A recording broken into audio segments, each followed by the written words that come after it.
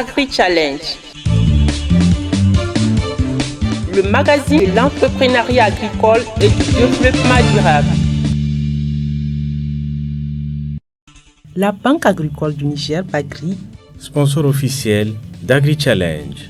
Bagri, nous œuvrons pour votre autonomie. Chers téléspectateurs, bonsoir et très ravi de vous retrouver dans Agri-Challenge, le magazine de l'entrepreneuriat agricole et du développement durable. Agri-Challenge, un magazine que vous suivez sur les télévisions africaines et Bonferré. Dans ce numéro d'Agri-Challenge, vous aurez un reportage sur la présentation et témoignage des entreprises solaires intervenant dans le cadre du projet d'accès aux services électriques solaires au Niger, NESAP. Le NESAP vise le développement d'un marché durable des kits solaires autonomes de haute qualité dont les standards sont reconnus et comparables aux produits rating global en améliorant l'accès au financement des entreprises d'énergie solaire et de leurs clients. Aussi, dans ce numéro d'Agri-Challenge, nous ferons un zoom sur le forum des chaînes de valeur du Banganites Egyptiaca, Garbaï ou Adoua et du Zizifis Mauriciana d'Arey ou Magaria. Ce forum, qui s'est tenu du 30 au 31 mars à Niamey, a été organisé par le projet Regreening Africa ou Reverding Afrique et les partenaires de mise en œuvre CIFOR ICRAF, CARE International et World Vision. L'objectif de ce forum est de discuter de la problématique de l'agroforesterie et présenter les opportunités de ces chaînes de valeur. Au cours de ce forum, certains partenaires du projet Regreening Africa ont présenté leurs actions sur les chaînes de valeur du Zizifis Mauriciana et du Banganites Egyptiaca. Ce forum a été une occasion d'exposition et vente des produits transformés à base du Banganites Egyptiaca et du Zizifis Mauriciana, dont entre autres des croquettes, jus, savon, huile, encens à base de corse du Banganites Egyptiaca et bien d'autres. Cette exposition a été une véritable occasion de découverte des potentialités agroforestières. Restez avec nous, chers téléspectateurs, pour les détails de ces deux reportages. A tout de suite. Agri-Challenge.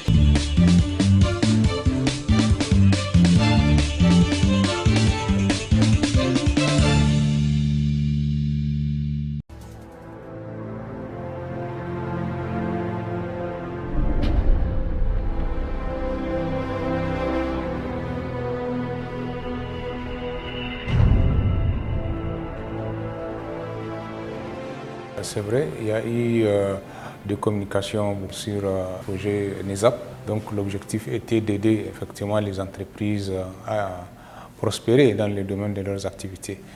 Faisant partie de ces domaines choisis, donc élus par NESAP, nous avons tout de suite manifesté notre intérêt et aller dans le sens du crédit pour essayer d'étoffer nos activités. Bref, entre-temps, nous, on a soumis un dossier de l'ordre de 300 millions pour faire un stock important. On a pu bénéficier 2 fois de l'accompagnement de la ligne avec la Sonibank. On a beaucoup plus travaillé au niveau des kits de pompage solaire pour irrigation. Les kits de pompage que nous avons acquis à travers la ligne sont des kits qui sont aux normes, vraiment qui ne nécessitent pas du tout d'entretien, puisque la pompe en tant que telle, elles se refroidissent à travers l'eau. Notre collaboration avec le projet NESAP, nous sommes impliqués à 100%, puisqu'elle nous a accompagnés à prendre des crédits à travers la Banque mondiale vers notre banque commerciale. Et maintenant, nous sommes là en train de payer les crédits de NESAP qui nous a accompagnés. Nous avons plusieurs axes de collaboration avec le NESAP, notamment dans sa composante IN, à travers des reportings sur nos activités sur le terrain, la situation du stock, et également des ventes, mais surtout les difficultés auxquelles nous faisons face. Le choix porté sur Olu de servir de fournisseur aux PME incubées par SIPMEN ayant pour activité principale la commercialisation des équipements solaires.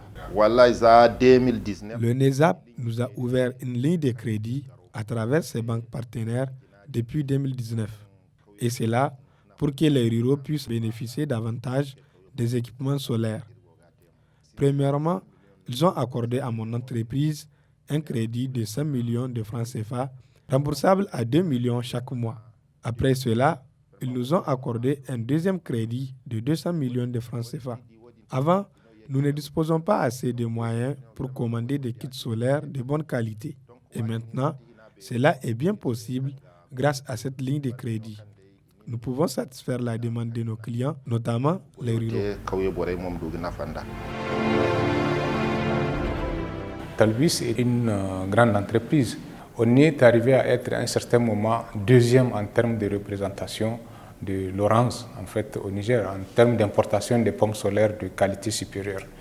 On a su débusquer être le représentant du plus grand fabricant mondial des matériaux, en fait, des équipements solaires en termes de convertisseurs. Ce que vous voyez derrière moi, Victron, on est aussi les représentants de Victron au Niger. Donc Talbis, c'est une entreprise qui a la confiance internationale dans ce domaine.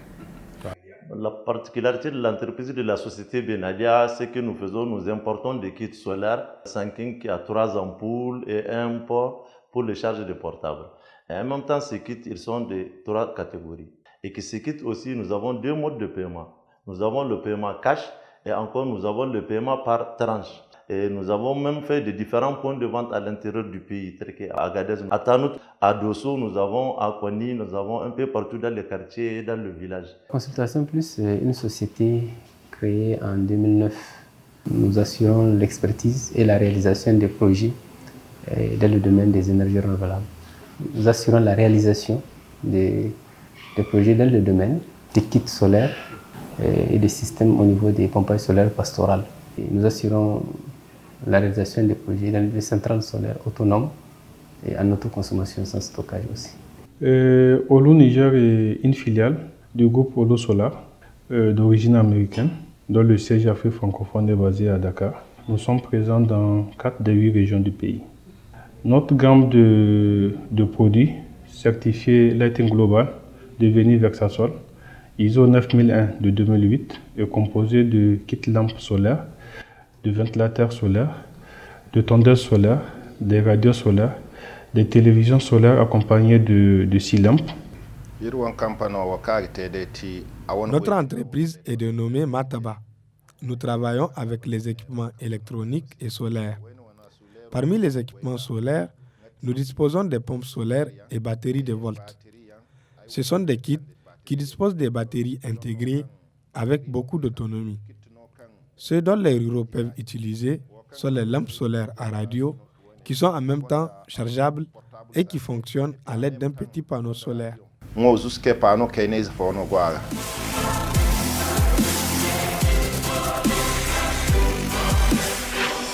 Niger, ce que nous avions remarqué, on n'a pas une grande capacité de stock.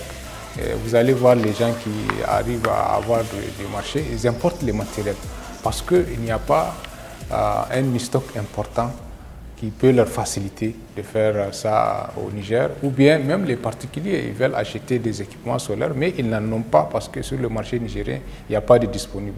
Si vous partez à Katako, ce n'est pas ce que vous allez trouver. Nous sommes, quand un client vient, on le prend au cas par cas et on lui fait ce dimensionnement devant lui, on lui propose, on le conseille.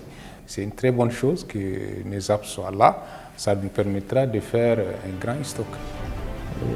Je pense que l'avènement du NESAP nous a permis d'abord d'étendre notre réseau en matière d'implantation au niveau national.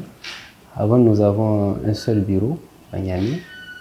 On était avec le NESAP où la question de proximité avec nos différents clients, les différents partenaires s'impose. Nous avons ouvert un bureau annexe dans lequel nous sommes actuellement.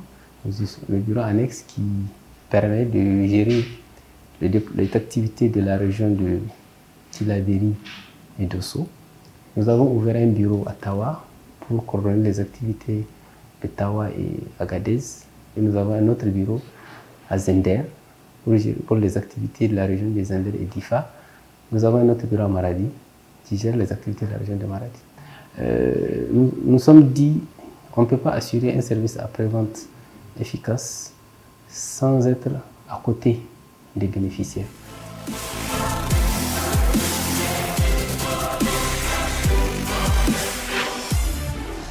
L'objectif du projet vise à faciliter l'accès à un coût abordable de ces kits-là. Mais dès lors qu'il n'y a pas un mécanisme juridique qui facilite, qui accorde pratiquement une exonération au niveau de la TVA intérieure, je pense qu'il y a un travail à faire à ce niveau. Nous aurons voulu à ce que ce genre de kit, l'État subventionne ça au moins à 50%. Le prix que nous vendons ça, si nous avons une subvention de 50%, ça va de soi que le prix réduit à 50%. Maintenant, le client final, au finish, le villageois, aura au moins l'opportunité de prendre du kit et on aura une maison, un kit. Le public seul ne peut pas développer un pays. Il faut appuyer les privés. Il faut les appuyer à avoir accès à des lignes de crédit. Il faut les former, il faut les encadrer. Il faut que l'État appuie. Il faut agrandir l'enveloppe. Si on fait les parts des choses, on verra des choses qu'on peut faire au Niger, qu'on peut livrer au Niger, que les gens sont en train d'importer.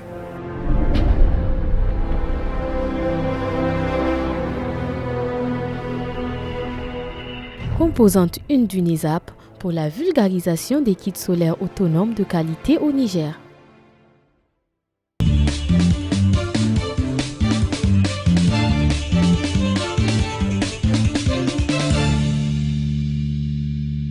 Du 30 au 31 mars 2022 s'est tenu à Niamey le forum sur les chaînes de valeur des Balanites Aegyptiaca, Garbei ou Adoua et du Ziziphus mauriciana, Dari ou Magaria, organisé par le projet Regreening Africa ou Reverdir l'Afrique et les partenaires de mise en œuvre CIFOR, ICRAF, Care International et World Vision.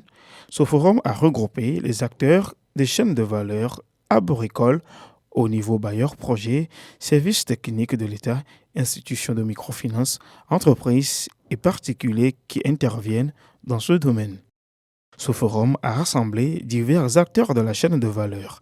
L'objectif de ce forum est de discuter de la problématique de l'agroforesterie et présenter les opportunités de ces chaînes de valeur. Ce forum revêt un caractère tout à fait significatif du fait, dans un premier temps, qu'il y a lieu en présence d'une si grande diversité d'acteurs appropriés et aussi de la nouveauté du sujet dans la sphère de l'entrepreneuriat habituel. Ce forum que nous tenons aujourd'hui marque l'engagement solide et la continuité d'une fructueuse collaboration engagée depuis plus de 4 ans entre le gouvernement du Niger, World Vision, Care International, le CIFOR ICRAF et tous les autres acteurs clés qui ne ménagent aucun effort pour l'atteinte des objectifs du projet Regreening Africa.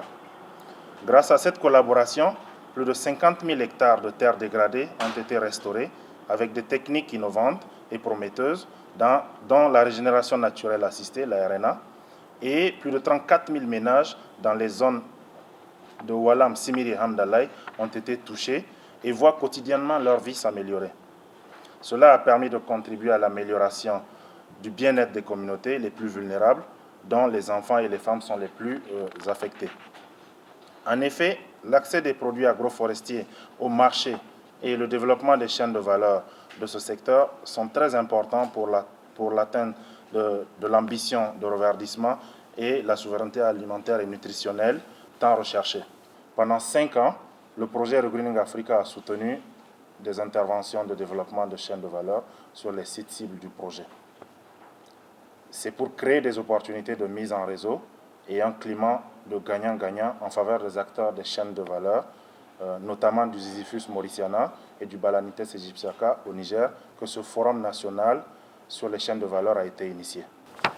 Parmi nos multiples approches, nous mettons un accent particulier sur la pratique de la régénération naturelle assistée, dont le Niger est incontestablement un champion. Nous insistons aussi sur le renforcement des capacités au sein des communes où nous intervenons. Et nous mettons un accent particulier sur le développement des chaînes de valeur agroforestières afin d'accroître et de créer des sources de revenus pour les ménages.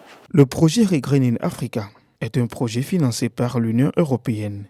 Il collabore avec un grand nombre de partenaires pour intégrer les arbres adaptés aux conditions locales dans les paysages agricoles. Nous souhaitons donner une priorité particulière au Niger à toutes ces actions de restauration, de récupération des terres, ce que nous adosserons à l'initiative de la Grande Muraille Verte. Nous aurons ici au Niger plusieurs actions dans différentes régions du pays. 2 actions dans la zone des 3 frontières où ces produits forestiers non ligneux, où ces activités de restauration des terres vont aussi avoir lieu, mais plutôt pour participer au relèvement socio-économique des populations déplacées, des populations hautes et des populations qui souffrent. Et dans d'autres zones où, je dirais, un développement plus structurel est possible pour mettre en valeur, à travers une gouvernance locale, une assise locale, à travers l'appui à des initiatives locales, pilotées par les autorités, encadrées par les services techniques, pour mettre en valeur ces produits forestiers non ligneux, pour restaurer et récupérer des terres et développer des chaînes de valeur. C'est aussi un programme que nous allons développer l'année prochaine avec la FAO et l'Eureka dans la région de Maradi et d'Agadez. Le projet Regreening Africa, ou veut dire l'Afrique, est présent dans la région de Tillabéri, plus précisément dans les communes de Hamdalaï, Simri et Walam, avec pour objectif de récupérer 90 000 hectares au Niger, période 2017-2022. Le projet Regreening Africa a pu récupérer et restaurer 25 000 hectares. Au démarrage du projet, on a touché 90 villages dans les 3 communes. Vraiment 90 villages où nous avons mis en place des comités villageois. Et à cette période-là, on ne parlait pas d'insécurité, on ne parlait pas d'attaque dans les villages, on ne parlait pas d'enlèvement ou de tuerie. Donc on arrivait en tant que personnel d'ONG international, on arrivait à sillonner ces différents villages-là, mettre en œuvre nos activités et puis faire du suivi. Aujourd'hui, c'est assez difficile de le faire. Mais une des réflexions qui a été menée, c'est qu'on doit accentuer la collaboration avec les services techniques qui sont présents un peu partout et aussi renforcer la capacité des comités au niveau des villages pour qu'eux puissent prendre le relais et puis continuer à implémenter les activités et aussi faire du monitoring au niveau local. Donc cela s'est fait et on continue à le faire à travers les actions de renforcement de capacité. Et une des dimensions qu'on a embrassées aussi, c'est aller dans le partenariat local. Donc à la date d'aujourd'hui, nous avons signé beaucoup de conventions avec des ONG qui sont dans nos zones d'intervention, qui connaissent tout le monde et qui connaissent aussi le contexte dans lequel nous travaillons. Ce sont 13 villages que nous arrivons à suivre aujourd'hui. Il y a un bon nombre de villages où nous n'avons plus d'informations. Ce sont les villages qui sont au nord de Walam. Donc c'est pour ça qu'on est réduit. Mais au démarrage du projet, on était dans 90 villages. Et c'est pour l'ensemble des 3 communes, Hamdalaï, Simeri et Walam.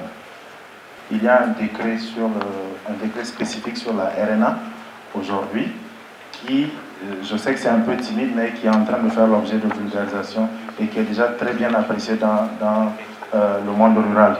Donc je peux donner l'exemple de Walam où nous, on a essayé de faire des assemblées villageoises et aussi diffuser le contenu de ce décret-là à travers les radios communautaires. On a eu des feedbacks assez intéressants. Le producteur aujourd'hui qui pratique sa RNA sait qu'il a des droits pour sa ressource qu'il a entretenue pendant 10 ans, pendant 15 ans. Au cours de ce forum, certains partenaires du projet Regreening Africa ont présenté leurs actions sur la chaîne de valeur du Ziziphus mauriciana et du Balanites aegyptiaca. Ce forum national de la chaîne de valeur agricole cadre beaucoup plus avec la composante 1 du PASEC. Au niveau du PASEC, on a ce qu'on appelle le fonds à coût partagé au niveau du PASEC. C'est un fonds où on cofinance les sous-projets pour la petite irrigation, mais aussi des sous-projets pour la transformation. Pendant un bon temps, on s'est rendu compte que le PASEC a pour objectif de financer plus de 400 sous-projets d'irrigation. Mais on s'est trouvé avec des sous-projets qui ont été financés, qui ont été bien faits, et les produits sont là, qui n'ont pas de débouché, les producteurs n'ont pas un marché pour écouler leurs produits. Donc, on a mis en place aussi les sous-projets de transformation de ces produits-là. Notre paquet de technologies qu'on a eu à intervenir, ça c'est dans le cadre des Balanites, c'est à Damagarantakaya. On sait que tout celui qui a une fois visité Damagarantakaya, c'est à l'entrée de la ville. Il y a vraiment des hectares de Balanites. Donc on a profité de ça avec un financement de l'Union européenne, le parc d'Ad, pour aider ces femmes-là à la transformation des produits de Balanites. C'est 487 femmes qui ont été bénéficiaires et ils arrivent à en sortir environ avec 460 000 francs CFA par an. Le CRISAT a beaucoup intervenu dans la RNA. Actuellement, on est même sur le point d'élaborer un modèle qui permet la mise à l'échelle de la RNA. Le forum sur la chaîne de valeur du Balanites Égyptiaka, Garbey ou Adoua et du Ziziphus mauriciana d'Arei ou Magaria a été une occasion pour l'Agence nigérienne de normalisation de la métrologie et de la certification de présenter les conditions de certification et les avantages pour les transformateurs de certifier le produit. L'OMC a recommandé l'utilisation des normes codex, qui sont des normes internationales, qui régissent la qualité de plusieurs produits. Et même s'il n'y a pas de normes codex, on se base sur les normes ISO pour pouvoir élaborer les normes. Pour les adapter au niveau national, on prend aussi en considération les réglementations qui existent sur le produit, par exemple, et on les inclut dans le processus d'élaboration des normes. Donc les normes sont nigériennes, mais elles prennent en compte vraiment les exigences sur le plan international. C'est ce qu'on fait. Pour les producteurs, il ne faudrait pas qu'aujourd'hui, par exemple, on prend le savon. Aujourd'hui, le savon, il est acide, demain, il n'est pas acide. Donc il faudrait qu'on ait les quantités exactes des ingrédients à mettre, la durée du processus de saponification et tout ce qui va avec pour s'assurer que le produit il reste constant dans le temps. Parce que tant que le produit ne reste pas tel qu'il est dans le temps, on ne peut pas garantir sa qualité. Donc c'est pour ça qu'il faut forcément faire la forme de production. Au cours de ce forum, l'agence de communication Impact Media, à travers son émission Agri-Challenge, a présenté une analyse sur la contribution de l'information pour une agriculture de business et aussi comment les producteurs peuvent passer d'une agriculture de subsistance à une agriculture orientée vers le marché et l'entrepreneuriat. Agri-Challenge vise les objectifs ci-après. À travers Agri-Challenge, nous éclairons les citoyens sur les enjeux liés au développement de l'agriculture et du monde agricole comme pilier fondamental du développement socio-économique. Nous incitons également les citoyens en milieu rural comme milieu urbain et les jeunes particulièrement à entreprendre dans le domaine agricole et à promouvoir et protéger les exploitations familiales. Agri-Challenge vise également à mettre en évidence et valoriser les initiatives des acteurs économiques dans le monde de l'entrepreneuriat agricole. De 2016 à aujourd'hui, l'émission Agri-Challenge a produit et diffusé plus de 200 numéros. L'émission Agri-Challenge nous a permis de faire un constat. Le constat est qu'aujourd'hui, il y a de plus en plus un engouement pour l'entrepreneuriat agricole. Et cet engouement, c'est surtout les jeunes diplômés. Nous avons constaté que les femmes se positionnent sur la transformation agroalimentaire avec un niveau de technicité de plus en plus élevé, mais seulement la capacité de production est limitée. L'occasion a été donnée aux institutions de microfinance de présenter les opportunités qu'elles offrent aux producteurs et transformateurs en matière d'accompagnement. Access Africa finance tout le monde. On a des salariés, des projets, des ONG, des associations. On finance tout le monde. Il suffit juste d'avoir un compte et de le mouvementer. Pour les micro-entrepreneurs, il faut mouvementer le compte pendant au moins 2 mois pour voir comment ça tourne. Au moins 2 mois pour voir comment ça tourne. Finance, c'est une institution de microfinance créée en 2016. Nous avons obtenu notre agrément en mars 2020. Pendant tout ce temps, nous étions en phase, on travaillait, on préparait le terrain, disons. Donc, Proxy Finance a pour mission de contribuer au développement socio-économique et à la réduction de la pauvreté au Niger. Notre vision, c'est d'être une alternative crédible d'accompagnement de très petites et moyennes entreprises au Niger. L'agroforesterie ou l'intégration délibérée et systématique d'arbres dans la culture et l'élevage est essentielle à la restauration des terres dégradées, au maintien du paysage sain et à la gestion durable des terres. Reverdir l'Afrique utilise des techniques agroforestières éprouvées, adaptées aux besoins précis des paysans et des éleveurs dans leur contexte unique. La deuxième journée de ce forum a été consacrée à une exposition des produits à base de Ziziphus mauriciana et de Banalites Égyptiaka. Les transformatrices accompagnés par le projet Regrenier Africa, ont exposé plusieurs produits transformés. En tout cas, c'est une initiative très importante parce qu'il parle sur des produits naturels, donc des produits très efficaces pour la santé. Donc, elle passe sur des espèces très importantes. Les balanites au Niger, c'est des arbres très importants. C'est la première fois et puis vraiment, ça m'a beaucoup enchanté. Pourquoi? Parce que je me retrouve avec beaucoup de transformatrices, de presque de tous les coins du Niger. Donc, c'est comme un rendez-vous de donner et de recevoir.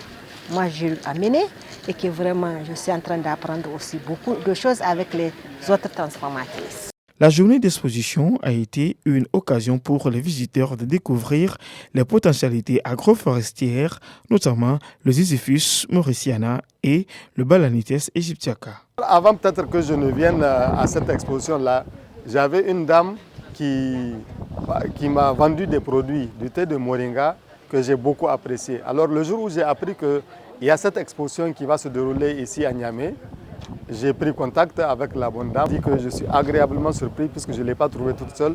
J'ai trouvé d'autres femmes qui font la même chose, qui utilisent les produits locaux et qui transforment ces produits locaux-là en produits vraiment exceptionnellement consommables. Vous avez vu, je fais en tout cas un pack. J'ai fait un pack. Ici, j'ai l'huile de balanites.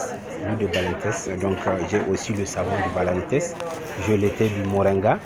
J'ai les biscuits du doumier, du balanites, du ziziphus. Tout ça là en tout cas et beaucoup d'autres produits que j'ai payés. Donc il y a le thé aussi, il y a le thé de moringa, il y a le bissap de moringa également. Donc ça c'est des produits en tout cas qui rentrent dans l'amélioration de la santé en tout cas de l'être humain. L'initiative Economics of Lands Degradation, ELD, estime le coût de la dégradation à 10 600 milliards de dollars par an. La dégradation est responsable d'environ un quart des émissions globales de gaz à effet de serre. Le projet Reverdir l'Afrique vise ainsi à améliorer la subsistance, la sécurité alimentaire et l'adaptation des petits exploitants agricoles au changement climatique et en restaurant les services écosystémiques grâce à l'agroforesterie. La sélection, alors, c'est des groupements de femmes dans les communes où nous intervenons. Nous sommes à Walam, Simiri et Hamdalaï. Et dans ces communes-là, nous avons à la base des groupements de femmes qui sont dans les activités de saving, c'est-à-dire d'épargne. Voilà, c'est des groupes d'épargne. Donc la réflexion nous a mené à impliquer ces femmes-là dans nos activités de reverdissement. Souvent, quand on pense à l'agroforesterie, on s'imagine que c'est que les producteurs qui sont les seuls acteurs de ça. Mais non, les femmes aussi sont acteurs de l'agroforesterie. Donc, on a impliqué ces groupements d'épargne-là dans les activités d'épargne, d'agroforesterie, du moins. Et elles sont vraiment en majeure partie les acteurs des chaînes de valeur au niveau de la production et de la transformation. Le projet Reverdir l'Afrique envisage de restaurer 1 million d'hectares de terres dégradées sur la période 2017-2022 dans 8 pays d'intervention, à savoir l'Éthiopie, le Ghana, le Kenya, le Mali, le Niger, le Rwanda, le Sénégal et la Somalie. Le forum sur la chaîne de valeur de Balanites aegyptiaca et des Ziziphus mauriciana a été une occasion de découverte des produits transformés à base de Balanites aegyptiaca ou des Ziziphus mauriciana. Agri-Challenge. Chers téléspectateurs, j'espère que vous avez agréablement apprécié ce numéro d'Agri-Challenge sur votre télévision africable et bon ferré. Un numéro qui a fait focus sur la présentation et témoignage des entreprises solaires accompagnées par le NESAP et le forum sur les chaînes de valeur du Balanites aegyptiaca et du Ziziphus mauriciana.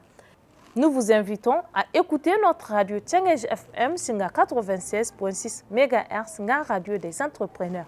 Pour tout renseignement, vous pouvez nous contacter sur les adresses qui s'affichent sur vos écrans. Au revoir.